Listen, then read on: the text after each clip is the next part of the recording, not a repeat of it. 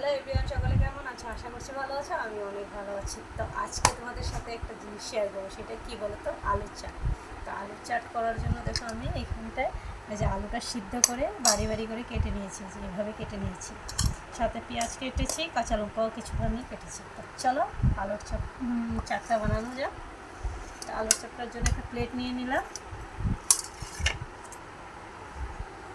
এখন আলুটা আমি ঢেলে দিচ্ছি।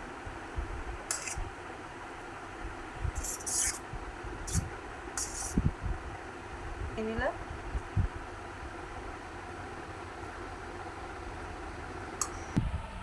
তো এইবার এতে দিয়ে দেবো, দেখো যে টক দই দিয়ে দেবো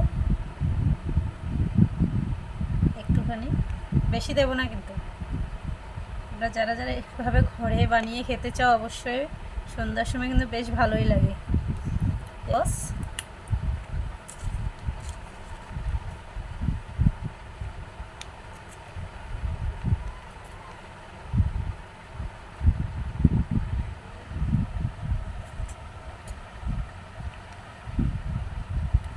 সসটা একটুখানি দিয়ে দিলাম, একটু মানে পরিমাণ মতো, যে যেটুখানি ভালোবাসো অতটুকু দিতে পারো।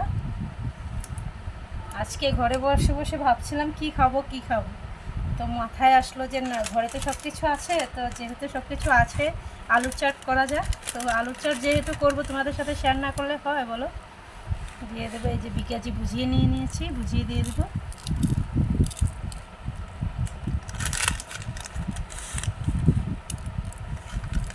যখন বাজারে যেতে ইচ্ছে করে না, দোকান থেকে কিছু আনার মতো লোক থাকে না, আমি বাসায় বসে বসে এরকম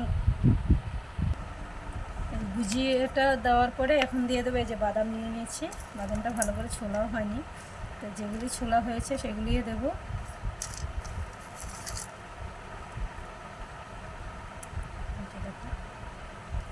কয়েকটা ছিটি ছিটি দিয়ে দিচ্ছি বাদাম। মানে তোমরা যদি বাসায় কিছু না থাকে এভাবে করে খেতে পারো, কিন্তু খুব ভালো লাগবে। বাদামটা দিয়ে দিলাম। এবার এতে দিয়ে দেবো এই যে পেঁয়াজ কুচি,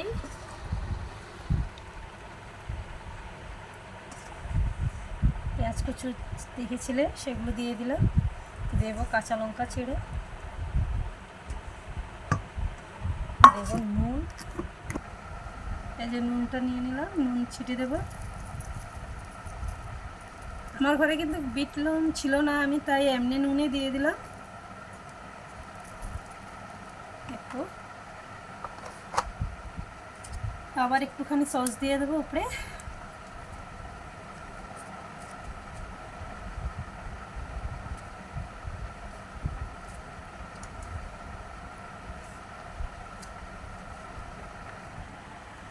তো গাইস, হয়ে গেল আমার আলুর চাট। দেখো সিম্পলি ঘরে বসে বসে। তো এখন খেয়ে দেবো কেমন হয়েছে।